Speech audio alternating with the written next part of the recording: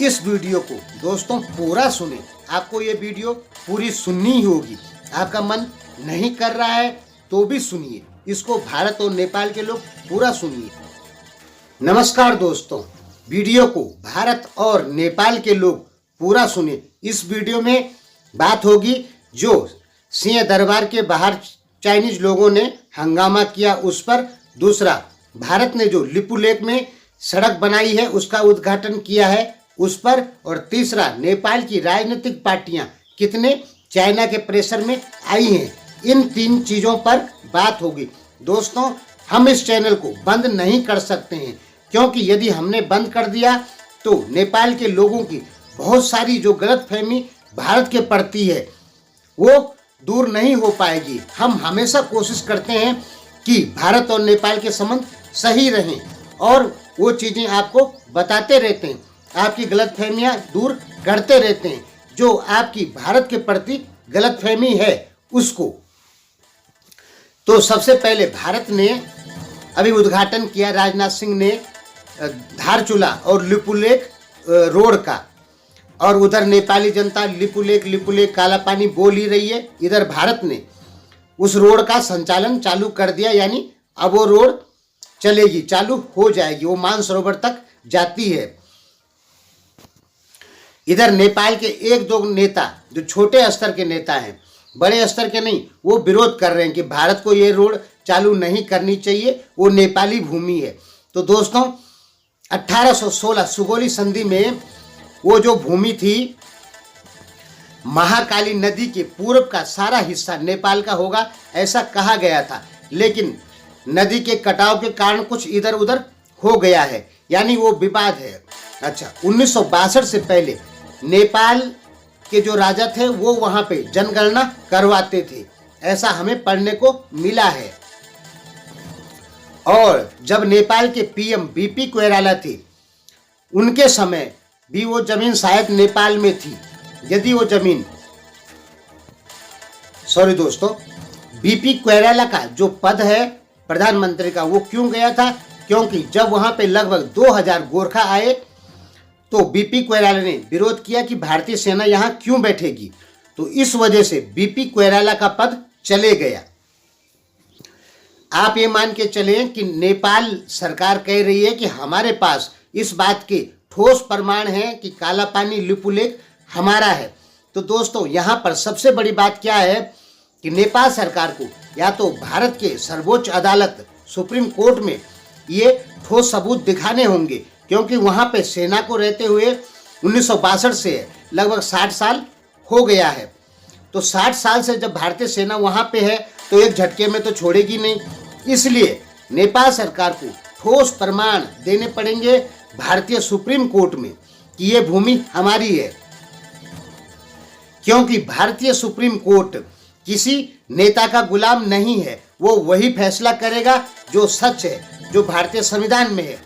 और भारतीय संविधान में साफ है कि भारत नेपाल की किसी भी भूमि को कब्जा नहीं कर सकता है। नेपाल एक सार्वभौम देश है।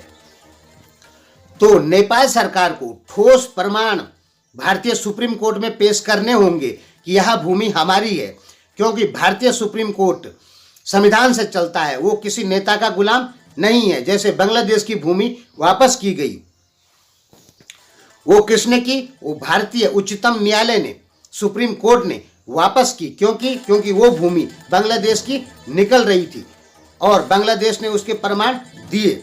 इसी प्रकार नेपाल भी अपने प्रमाण स्पष्ट पेश करेगा भारत की अदालत में, तो और वो भूमि नेपाल की होगी तो वो नेपाल को मिलेगी ही मिलेगी।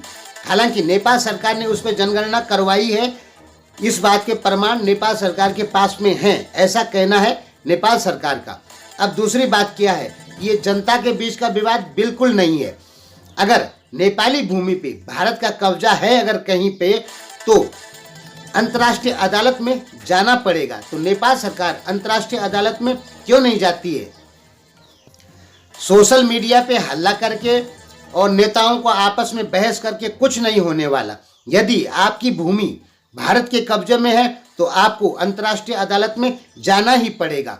और ये 21वीं शताब्दी है। 21वीं शताब्दी में कोई भी देश किसी भी देश की भूमि को कब्जा नहीं कर सकता है। आपको संयुक्त राष्ट्र संघ में ठोस प्रमाण दिखाने होंगे कि लिपुलेख काला पानी हमारी भूमि है। अगर आप ऐसा करते हैं तो वो भूमि यदि आपकी होगी तो आपको 100% मिलेगी।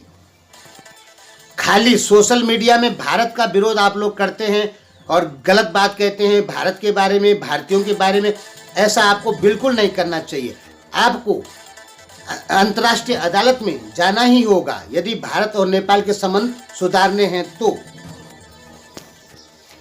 सुना है कि नेपाल के 1-2 आदमियों ने कोशिश की है अंतर्राष्ट्रीय अदालत में जाने की, लेकिन नेपाल सरकार के द्वारा किसी भी प्रकार का सहयोग उन आदमियों को नहीं किया गया। क्यों नहीं किया गया, इसका क्या कारण है? 2014 में जब मोदी नेपाल आए थे तो उन्होंने सबसे पहले एक ही बात कही कि सीमा विवाद का समाधान करना ही पड़ेगा नेपाल और भारत सरकार को मिलके।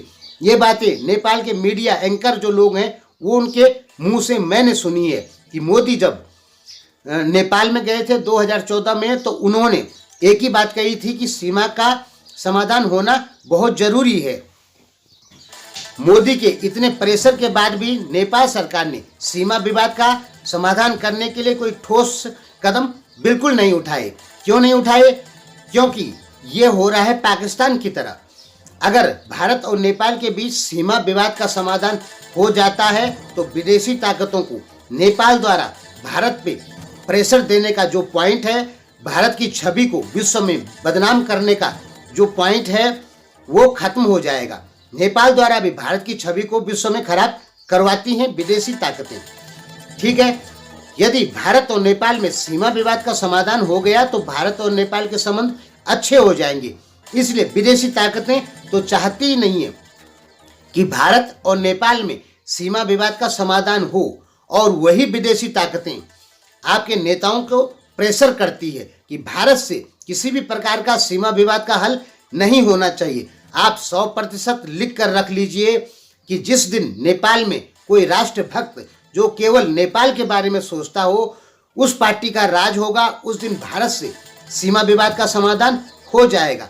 भारत तो तैयार बैठा है सीमा विवाद के समाधान के लिए। आप यहाँ से भारत में 2-4 कागज भेज देंगे तो उससे कुछ नहीं होने वाला। चीन और पाकिस्तान भारत से सीमा विवाद का समाधान इसलिए नहीं करता है क्योंकि अगर सीमा विवाद का समाधान हो गया तो भारत पे प्रेशर पॉइंट खत्म हो जाएगा। भारत पे किस चीज़ से वो प्रेशर डालेंगे? ऐसा ही नेपाल के साथ यदि सीमा विवाद का समाधान हो जाता है तो भारत पे प्रेशर डालने का जो एक पॉइंट है वो खत्म हो जाएगा। इसलिए नेपाली नेता, वर्तमान सरकार जो है वो तो कभी भी भारत से सीमा विवाद का समाधान नहीं चाहेगी। आप खुद सोचें कि नेपाल कम्युनिस्ट पार्टी में अंतर्द्वंद चल रहा था। चीन के एक राजदूत ने उनका जो द्वंद्व था फिलहाल रुकवा दिया है। तो आप सोचिए कि राजदूत की हैसियत क्या होती है? कुछ भी नहीं होती है।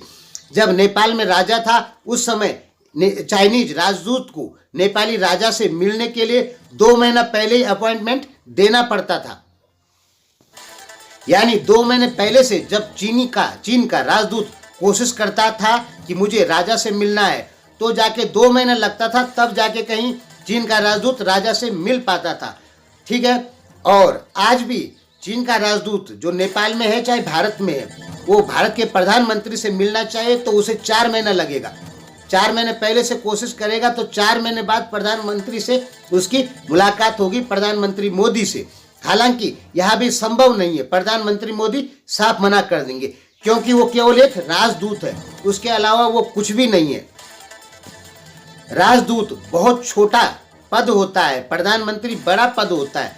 अब आपके प्रधानमंत्री राजदूत का कहना मान रहे हैं। सोचने वाली बात है कि प्रधानमंत्री पद की गरिमा क्या है उसको नहीं देख रहे हैं, वो चीन के राजदूत का कहना मान रहे हैं। तो साफ पता नहीं पड़ रहा है आप लोगों की आपकी सरकार कहीं ना कहीं चीन के प्रेशर में है, और आपकी सरकार चीन के प्रेशर में होगी तो सीमा विवाद का समाधान कभी नहीं होगा। काला पानी लिपुलेख जो जगह है वो चाइना को चाहिए ही चाहिए, क्योंकि वहां से दिल्ली सबसे ज्यादा नजदीक है उस बॉर्डर से। इसलिए वो भूमि चाइना को किसी भी हाल में चाहिए, क्योंकि वो उस स्थान पे भारतीय सेना ऊंचे स्थानों पर बैठ रखी है। इसलिए भारत वहां से चाइना पे प्रेशर डाल सकता है, इसलिए चाइना को वो भूमि चाहिए। भविष्य में नेपाल उस भूमि का ठोस प्रमाण यदि दे देता है और भारत सरकार नेपाल को वो भूमि सौंप देती है, तो उसके बाद जानते हैं क्या होगा कि भारत और चीन में जब कभी तनाव होगा तो नेपाल सरकार तुरंत नेपाल में मीडिया के द्वारा बताएगी कि भारत कालापानी लिपुलेख को फिर कब्जा करना चाहता है। ये नेपाली मीडिया, नेपाली नेता झूठ फैलाएंगे और नेपाली नेता कहेंगे कि कालापानी पे फिर भारत कब्जा करना चाहता है, नेपाली सेना के पास भारत से लड़ने के लिए हथियार नहीं है, इसलिए ये भूमि चाइना को देनी पड़ेगी। और नेपाली नेता चाइना के प्रेशर में जनता को बेवकूफ बना के वो भूमि को चाइना को दे देंगे। आप लोग लिख कर रख लीजिए, यही होने वाला है भविष्य में। यदि कालापानी लिपुलेख नेपाल को दे दिया गया तो 2-4 साल बाद वो भूमि चाइना की हो जाएगी। ये 100% सच है, आप लोग आज ही नोट करके रख लीजिए। आप लोग कहते हैं कि प्रधानमंत्री ओली भारत का आदमी, आप लोग 100% गलत कहते हैं। प्रधानमंत्री ओली पहले अमेरिका के कहने पे चलते थे, अब अपना पद बचाने के लिए चाइना के इशारों पर चलते हैं। एक राजदूत के इशारे पे, चाइनीज राजदूत के इशारे पे नेपाल में सत्तारूढ़ पार्टी जो कि शासन चला रही है, देश को चला रही है, वो पार्टी एक राजदूत का कहना मान रही है। तो सोचने वाली बात है कि क्या आपकी सरकार प्रेशर में नहीं है? राजदूत कुछ नहीं होता है, प्रधानमंत्री के सामने राजदूत क्या होता है? जीरो, कुछ नहीं होता है। लेकिन आपके प्रधानमंत्री राजदूतों की बातें मान रहे हैं, तो आप खुद सोच लीजिए कि क्या आपकी या आपके जो नेता हैं वो चाइना के प्रेशर में है कि नहीं है। कालापानी लिपुलेख किसका है ये तो खैर समय ही बताएगा, क्योंकि नेपाल कहता है कि हमारे पास उसके पूरे प्रमाण हैं और 1816 की जो संधि हुई थी उस अनुसार भी वो भाग नेपाल का बताया गया था। तो मान सकते हैं कि हो सकता है कि नेपाल का हो। लेकिन यहाँ दूसरी प्रॉब्लम ये है कि चीन को उस जगह की सख्त जरूरत है, ये बात आपको पता नहीं है। ये बात हमें पता है, भारत में बहुत सारे लोगों को पता है। चीन को उस जगह की सख्त जरूरत है, चीन को वो जगह चाहिए ही चाहिए। और भारत ये बेवकूफ़ी तो बिल्कुल नहीं करेगा कि अपने से कालापानी लिपुलेख नेपाल को दे और कुछ समय बाद नेपाल उस भूमि को चाइना को दे दे। हालांकि नेपाली जनता कभी नहीं चाहेगी कि हम इस भूमि को चाइना को दें, क्योंकि नेपाली जनता अपनी 1 इंच भूमि भी किसी को नहीं देना चाहती है। लेकिन सरकारें इस प्रकार के समाचार फैलाएगी जिस कारण नेपाली जनता को भी तैयार होना पड़ेगा वो भूमि चाइना को देने के लिए, क्योंकि चाइना को उस भूमि की सख्त जरूरत है। धन्यवाद।